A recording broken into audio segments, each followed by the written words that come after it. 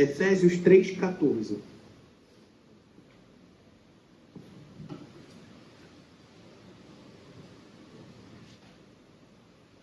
O texto diz assim: por essa razão, ajoelho-me diante do Pai, de quem toda a família, nos céus e na terra, recebe o nome. Oro para que, segundo as riquezas da sua glória, Ele os fortaleça poderosamente no íntimo, por meio do seu Espírito. Isso para que Cristo habite pela fé no coração de vocês, de modo que estejam arraigados e alicerçados no amor. Assim vocês perceberão, com todos os santos, qual é a largura, o comprimento, a altura e a profundidade do amor de Cristo, e conhecerão esse amor que excede todo conhecimento, para que sejam cheios da plenitude de Deus. Aquele que é capaz de fazer infinitamente mais do que tudo o que pedimos ou pensamos, segundo o seu poder que atua em nós. A Ele seja a glória na Igreja, em Cristo Jesus, por todas as gerações, pelos séculos dos séculos. Amém. Senhor, nós te agradecemos pela Tua palavra, aberta e partilhada no nosso meio, e te pedimos, Senhor, o mesmo Espírito que inspirou as Escrituras, que vem agora nesse momento aplicar as Escrituras aos nossos corações, que nós possamos ouvir, entender, aprender, assimilar e então viver o Evangelho de maneira plena. É isso que nós pedimos, em Teu santo e poderoso nome, Jesus. Amém e amém. Os irmãos podem se sentar.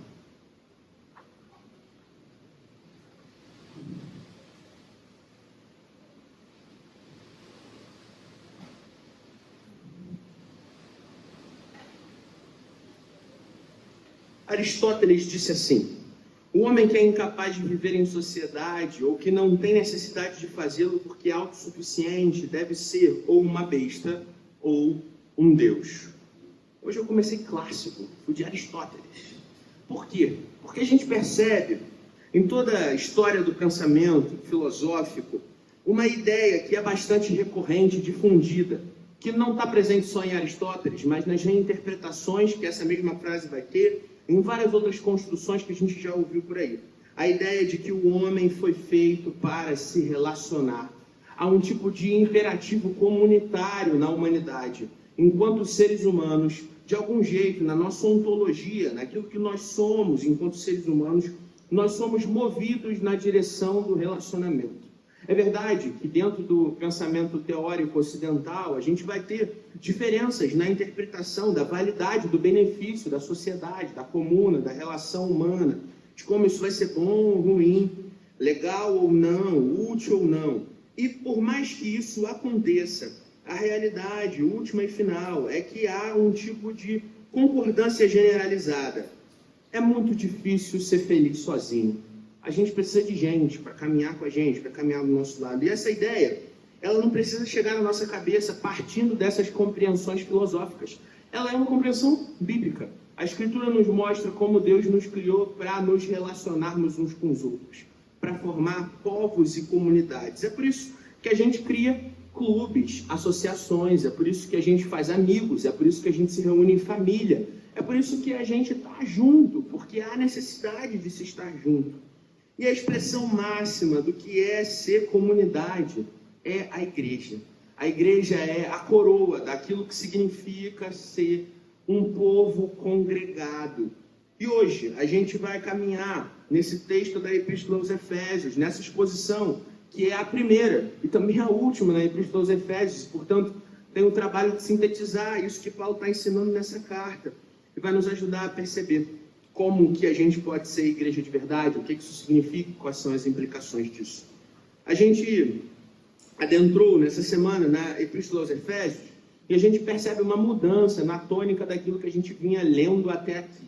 As cartas de Paulo que a gente leu anteriormente, Romanos, Gálatas, 1 e 2 Coríntios, elas têm uma marca muito distintiva, que é o seguinte: Paulo está escrevendo para resolver BO. Então tem problema nas igrejas, e ele vai lá e escreve para poder refutar as questões, os ensinos equivocados que vão surgindo e falar sobre o evangelho verdadeiro. É Paulo resolvendo o problema. Mas a Epístola aos Efésios, ela é diferente. Não tem problema na igreja de Éfeso. Paulo não está escrevendo para repreender aqueles irmãos de nenhuma maneira. Na verdade, está tudo bem na igreja. Paulo tem uma ótima relação com aqueles irmãos. Ele passou 3 anos vivendo entre os Efésios, então ele plantou e acompanhou aquela igreja por bastante tempo. E há uma segurança do evangelho na vida daquelas pessoas. Elas estão vivendo e praticando a palavra da verdade. Portanto, quando Paulo escreve essa carta, ele escreve de maneira apaixonada, apresentando o plano de Deus para a sua igreja gloriosa. Paulo escreve, então, uma epístola que é uma ode à igreja, ao que significa ser igreja, ao que significa viver como povo de Deus.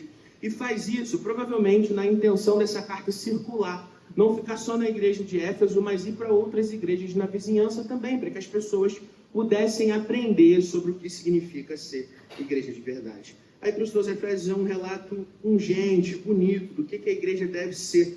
E uma coisa que é importante a gente ter em mente é que ela é uma das epístolas da prisão, e a primeira delas que a gente está expondo aqui. A gente vai trabalhar as outras aí muito em breve, porque Filipenses, Colossenses e Filemão também são outras dessas epístolas da prisão. Paulo as escreve quando ele estava preso lá em Roma, e apesar do seu sofrimento, apesar da perseguição sofrida, apesar dos grilhões, Paulo escreve como quem percebe a graça de Deus na própria vida. Isso fica evidente quando a gente caminha pela Epístola aos Efésios. Ela tem uma estrutura muito clássica das cartas paulinas. Então, uma primeira parte dedicada ao ensino teológico, uma segunda parte dedicada à aplicação desse ensino.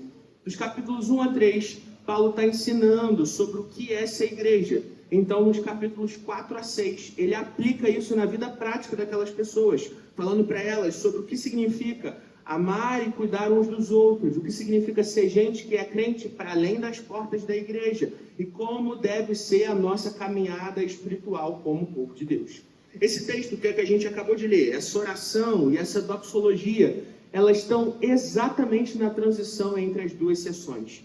Paulo acabou de fazer a sua exposição teológica. Ele então faz essa oração a Deus, que acaba em adoração, e parte para fazer aplicações. Tendo isso em mente, eu quero te convidar a deixar sua Bíblia aberta. A gente vai voltar no texto, caminhar juntos e perceber aquilo que o Senhor quer ensinar para mim e para você. O texto começa lá nos versos 14 e 15, com Paulo dizendo assim: por essa razão, ajoelho-me diante do Pai, de quem toda a família, nos céus e na terra, recebe o nome. Ele começa dizendo, por esta razão. Então é importante que a gente saiba do que Paulo está falando. Que razão é essa que ele está levantando aqui? E, na verdade, são duas razões. Primeiro, Paulo faz um eco com o começo do capítulo 3, quando ele começa dizendo, por essa razão, e aí ele expõe. E quando ele faz isso, ele está falando daquilo que ele tinha comentado no capítulo anterior. Deus, pela sua graça, une judeus e gentios em um único povo. Congrega gente que antes era inimiga, mas que agora é feita uma só em Cristo Jesus. A congregação de judeus e gentios é a promessa cumprida do Evangelho que alcança todas as nações e que abençoa todos os povos, como Deus disse que faria ainda lá em Abraão, através do seu descendente. Esse cumprimento de promessa é a obra salvadora de Deus, alcançando todos aqueles que pela fé recebem a salvação em Cristo Jesus. Portanto, é benefício, é graça, é dom, é privilégio e é uma alegria. E a primeira razão pela qual Paulo, então, começa essa oração com tanta confiança é a certeza de que Deus é aquele que uniu a igreja e a fez uma só. No entanto, a segunda razão é aquela que ele expôs no próprio capítulo 3, antes dessa sessão que a gente leu. Paulo fala sobre o seu próprio ministério, dado por Deus, de pregação aos gentios. Paulo vê os benefícios de viver o ministério de pregar àqueles que antes não tinham nem ouvido falar do Deus verdadeiro, mas agora foram aproximados pela obra de Jesus. E a confiança de Paulo, então, em orar a Deus, ela também está marcada por esse cuidado de Deus na experiência ministerial de Paulo. Em suma, o que Paulo está dizendo é, porque Deus fez maravilhas por mim e por vocês, então eu me ajoelho diante dele e oro. Paulo se coloca nessa postura de submissão, ele fica de joelhos perante o Pai, e ele não para por aí só chamando Deus de Pai, mas ele caracteriza esse Pai, ele diz quem esse Pai é. E aqui tem uma ideia muito interessante e importante. Paulo diz que toda a família, nos céus e na terra, é chamada pelo nome do Pai. O que isso significa? Paulo está falando sobre a igreja de Jesus e como a igreja é marcada pela identificação de família do Pai. Nós fomos feitos filhos e filhas de Deus pela obra de Jesus na cruz do Calvário. E agora nós somos identificados como familiares do próprio Deus. Nós somos da família do Pai. E aqui, quando ele fala no céu e na terra, Paulo aponta para duas realidades, aquilo que a gente chama de igreja militante, igreja triunfante. Aquela que é, em primeiro lugar, a igreja que continua aqui, caminhando no mundo, eu e você, a igreja que milita na direção de viver a glória de Deus, que continua caminhando na direção de ser como Jesus. E de outro lado, a igreja triunfante, aqueles que já partiram em Cristo Jesus e agora estão com o Pai no céu e que também fazem parte desse grande povo de Deus. Tanto a igreja militante quanto a igreja triunfante, juntas são identificadas como família do Pai. Fomos feitos um só, somos marcados pela identidade de gente que pertence a Deus. Feito essa introdução, Paulo então parte para as petições da sua oração. E é importante que a gente perceba que existe um escalonamento na oração de Paulo, como se fossem degraus de uma escada. Ele vai subir 3 degraus até chegar no final daquilo que é o foco principal, que é também o tema do nosso sermão, a plenitude de Deus. E a primeira petição que Paulo faz está lá nos versos 16 e na primeira parte do verso 17, quando ele diz assim: oro para que, segundo as riquezas da sua glória, ele os fortaleça poderosamente no íntimo, por meio do seu Espírito. Isso para que Cristo habite pela fé no coração de vocês. A primeira petição de Paulo é pela habitação de Cristo no coração daqueles irmãos. Paulo fala sobre um fortalecimento que começa no íntimo, uma transformação que vem do coração. O que Paulo está fazendo aqui não é contrapondo uma realidade interna e externa, no sentido de que uma coisa deve ser afetada e não a outra, mas que, na verdade, a verdadeira transformação começa no coração daqueles que foram alcançados pelo Evangelho, transformados e fortalecidos no íntimo pelo Espírito de Deus. Então esse povo é identificado como gente que é habitada por Cristo e, portanto, capacitada a viver para a glória de Deus. O primeiro degrau dessa escada que Paulo está fazendo na sua oração, então, ele pede para que aqueles irmãos sejam habitados por Cristo, fortalecidos no íntimo pelo seu Espírito, transformados para viverem para a glória de Deus. Então a petição avança, e aí a partir da segunda parte do verso 17 e até o comecinho do verso 19, a gente vai ver o segundo degrau dessa escada. Paulo diz assim: de modo que estejam arraigados e alicerçados no amor. Assim vocês perceberão com todos os santos qual é a largura, o comprimento, a altura e a profundidade do amor de Cristo, e conhecerão esse amor que excede todo conhecimento. Paulo então estava falando sobre como existe ali uma necessidade de conhecer o amor de Deus e como ele ora para que os efésios então tenham essa experiência. É importante a gente salientar, há uma partícula condicional aqui de alguma maneira. Paulo diz: com todos os santos. Oro para que vocês percebam o amor de Cristo com todos os santos. Há aqui uma ideia de que o amor de Deus se manifesta no seio da igreja. É no meio da comunidade de fé que então Deus demonstra o seu amor. O que Paulo está fazendo ao orar pelos efésios nesse sentido é convocá-los a pegarem a trena para medirem o amor de Deus.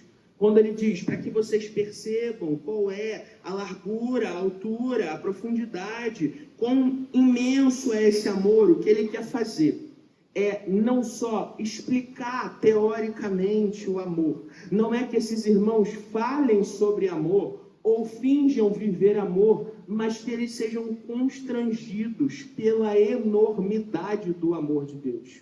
Amor que é incomensurável, que é incognoscível, que é impossível de se conhecer, que é impossível de se medir e que, no entanto, está acessível àqueles que caminham com o próprio Deus.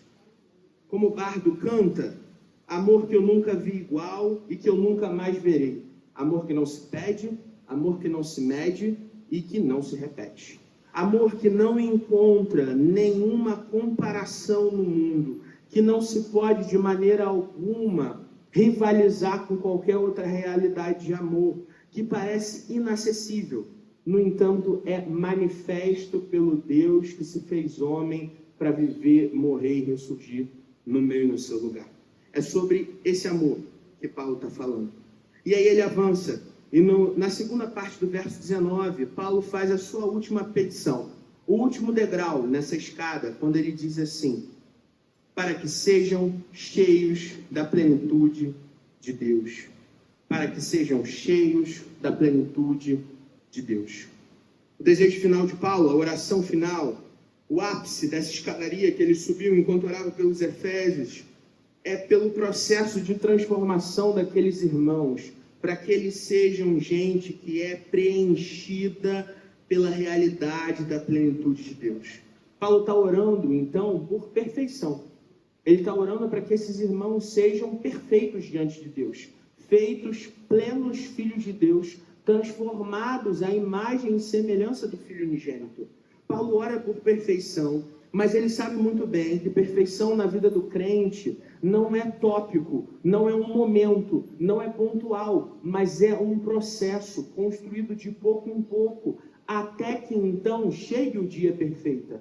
A caminhada do justo é como a luz da aurora, que vai brilhando de pouco em pouco, até que então é dia perfeito. Paulo está orando para que os Efésios eles sejam gente que caminha na direção da perfeição, sabendo que nessa vida a gente ainda não vai alcançá-la, mas o desejo último e final é que aquele povo seja cheio da plenitude de Deus. Cheio da plenitude de Deus. Logicamente, o que acontece depois dessa oração, no final dessa oração, é que Paulo ele vai explodir em adoração a Deus, ele redunda em louvor a esse Deus que o escuta. E aí nos versos 20 e 21, a gente tem essa linda doxologia, uma das mais bonitas do Novo Testamento, quando o apóstolo diz assim: aquele que é capaz de fazer infinitamente mais do que tudo que pedimos ou pensamos, segundo o seu poder que atua em nós, a ele seja a glória na igreja, em Cristo Jesus, por todas as gerações, pelos séculos dos séculos. Amém e amém. A adoração a um Deus que pode infinitamente mais. Paulo está usando aqui uma expressão em grego que é um exagero, uma hipérbole, mas uma grande hipérbole, alguma coisa como aquele que é capaz de fazer muitíssimo e abundantemente mais do que tudo que se pode pensar, sentir, agir, pedir. Ou seja, Paulo está falando o seguinte: Deus não só escuta as orações, mas pode fazer muito mais do que nós até mesmo podemos, de maneira criativa, pedir a esse Deus.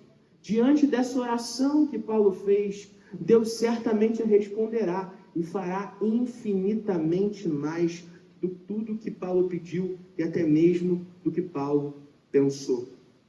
E a adoração a esse Deus, ela é feita, e há aqui um desejo, um pedido, para que a glória de Deus seja manifesta na igreja e em Cristo Jesus. Deus é glorificado em seus filhos, no Filho unigênito, naquele que é a imagem de Deus, o resplendor da glória do Pai. Mas Deus também é glorificado nos seus filhos adotados, no povo de Deus, salvo pelo sangue de Jesus, e que agora vive para que Deus seja glorificado.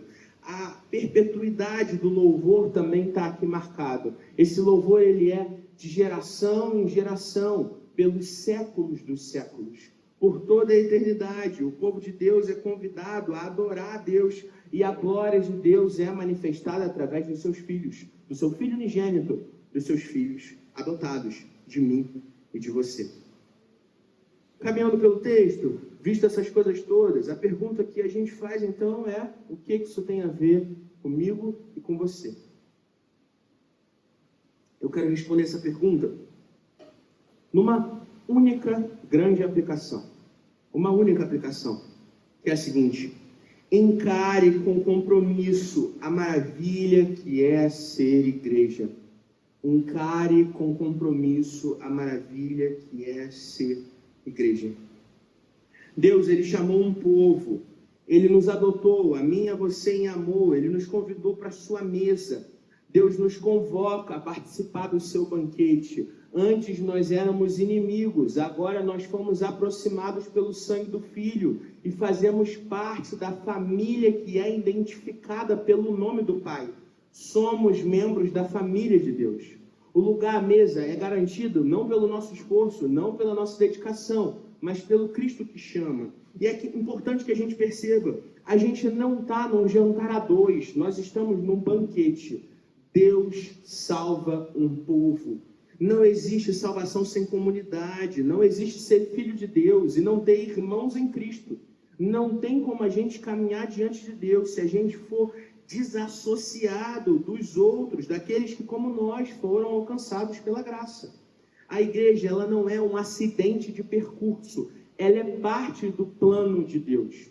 Eu já ouvi gente dizendo assim, porque a igreja como ela é hoje nunca foi o que Deus quis. Gente crente dizendo isso. E é verdade, a gente tem muitas críticas a fazer à igreja do nosso tempo, porque a igreja é marcada por gente humana, pecadora, como eu e você, e que, portanto, erra no processo de ser igreja. Mas é absurdo dizer que a igreja hoje ela não é o que Jesus queria, porque passa a seguinte ideia, Deus perdeu o controle. Deus tinha planejado alguma coisa, e a gente meteu a mão e fez do nosso jeito, e agora deu tudo errado. Meu irmão e minha irmã, a igreja é plano de Deus, não é acidental. Nós somos povo porque Deus assim o quis. Ele nos congregou, Ele nos reúne e Ele nos sustenta. Cristo é o pastor e cabeça da igreja, e por isso, mesmo quando nós erramos, nós ainda estamos caminhando de acordo com a vontade de Deus, porque fomos chamados como povo de Deus. Os nossos pecados são só nossos, mas a graça de ser igreja é benefício do Deus que sustenta a mim e a você. O Senhor escolheu a igreja como um espaço licenciado por Ele, para que nós experimentássemos a fé. Não existe outro lugar, não existe outra circunstância, não existe outro contexto. Ser crente é ser igreja, não tem outra possibilidade. Falando com todas as letras, não existe salvação fora da igreja. Não existe salvação fora da igreja. E o nosso coração protestante já fica em alerta, porque a gente fala, isso é frase católica, o que está acontecendo com o pastor? Mas é isso aí mesmo, não existe salvação fora da igreja. Nas palavras de Cipriano de Cartago, um dos pais da igreja, e mártir do 3º século, ele diz assim, ninguém pode ter a Deus como pai, se não tiver a igreja como mãe. Ninguém pode ter a Deus como pai, se não tiver a igreja como mãe. É claro que quando eu digo isso, eu não estou dizendo que a salvação está condicionada a uma bandeira denominacional específica. Não é isso. Não existe salvação fora desta igreja ou desta denominação. Não, de maneira alguma. O que eu quero dizer é o seguinte, a una e santa igreja de Cristo, ela é multiforme. Ela se manifesta numa miríade de congregações, de bandeiras denominacionais, de tradições teológicas, mas ela não perde nunca a unidade de ser o povo congregado de Deus, porque todos somos feitos um só em Cristo Jesus.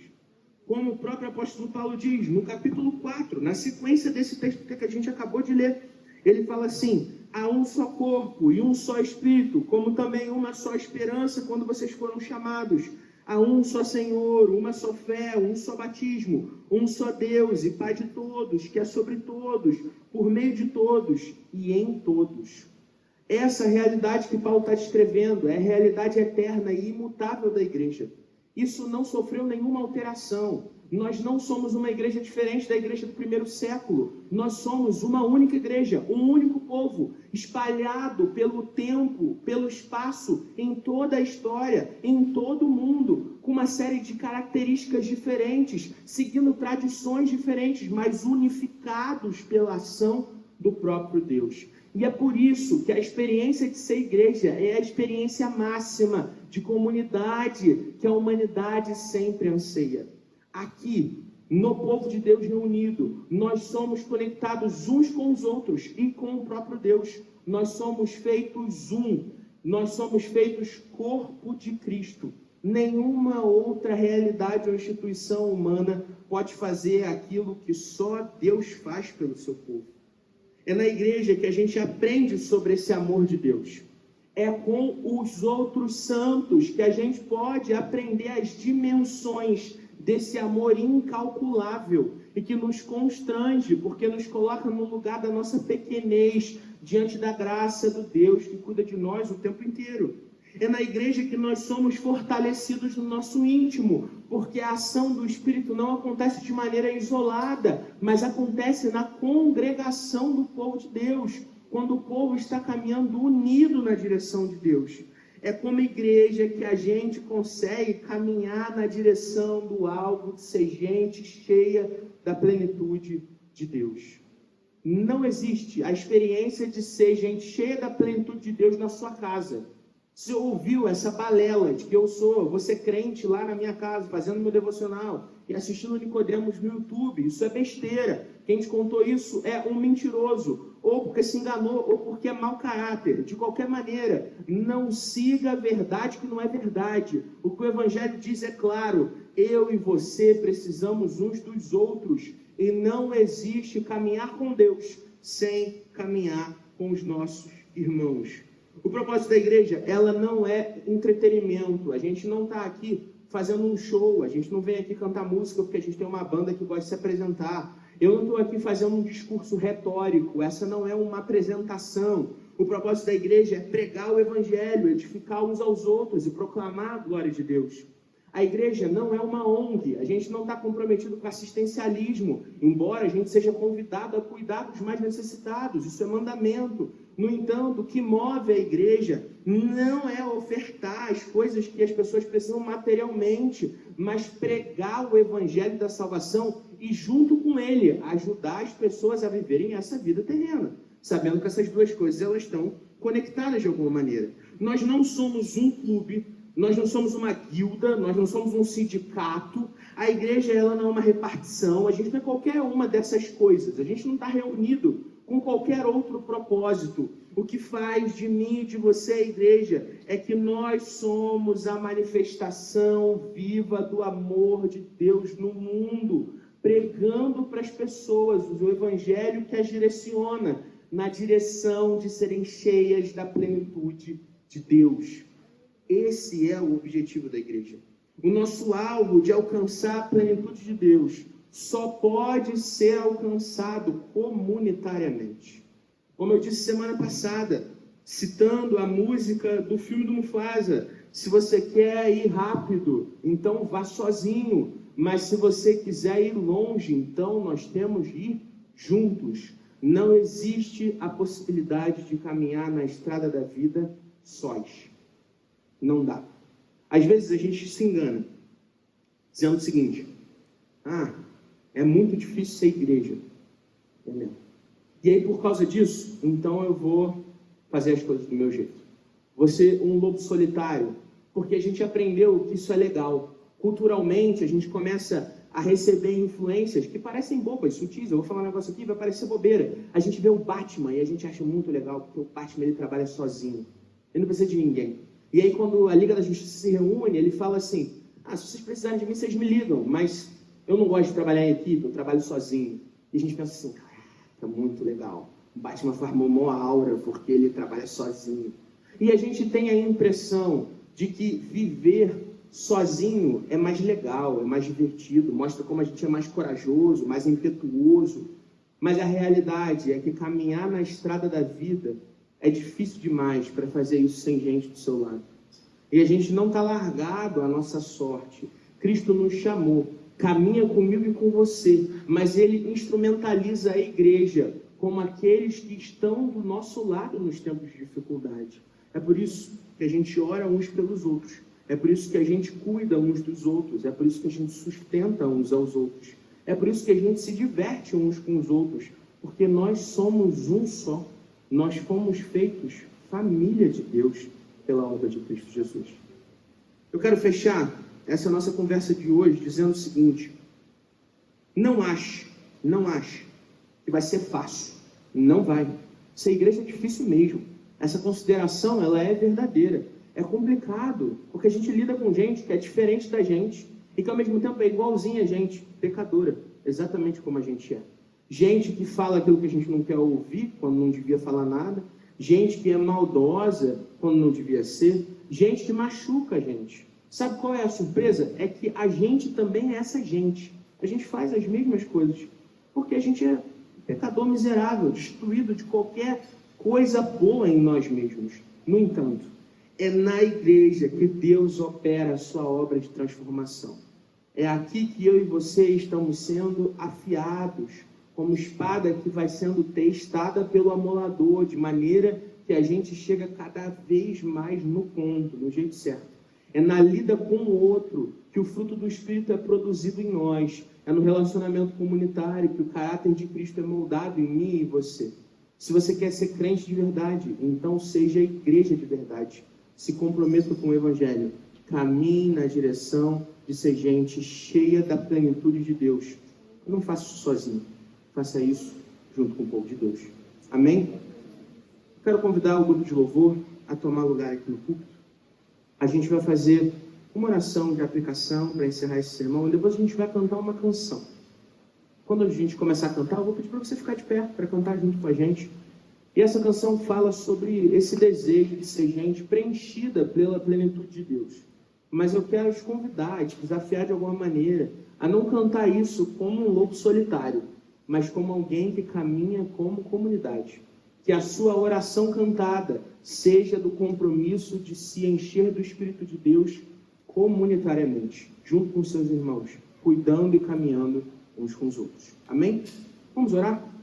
Senhor Deus, nós te agradecemos pela tua palavra aberta e partilhada no nosso meio. Obrigado, Jesus, porque o Senhor nos lembra que nós não estamos sozinhos. O Senhor nos chamou para ser um povo, uma comunidade, uma família. E, portanto, nós firmamos o compromisso de viver a maravilha que é ser igreja, apesar dos desafios. Que o Senhor possa formar no nosso coração a compreensão clara e óbvia de que nós não podemos viver a vida do Evangelho distante dos nossos irmãos. Não existe ser povo de Deus na minha casa. Nós somos convidados a caminhar juntos. Isso significa, Jesus, carregar os nossos fardos, chorar com os que choram, se alegrar com os que cantam, saber passar pelos tempos bons e ruins uns com os outros, dividindo a estrada da vida, se ajudando, se orientando, se aconselhando, se amando de maneira plena. Jesus, nós queremos, como povo de Deus, sempre sermos constrangidos pela enormidade do seu amor, que nós possamos perceber, juntos uns com os outros, quão maravilhoso é o amor de Deus revelado por nós na cruz do Calvário, e que nós possamos ser preenchidos pela plenitude de Deus. Senhor, enche as nossas vidas com a tua presença, nos faz gente plenamente cheia de ti, que vive para a tua honra e para a tua glória. Que o nosso coração busque a perfeição, sabendo que na vida do crente, perfeição é um processo. A gente está sendo santificado, moldado pela tua palavra, transformados dia a dia em gente mais parecida contigo, Jesus. E nós te pedimos, nos ajuda nesse processo. Espírito Santo de Deus, nos encha, nos preenche, nos fortalece e vivifica. É isso que nós te pedimos. Teu santo e poderoso nome, Jesus. Amém e amém.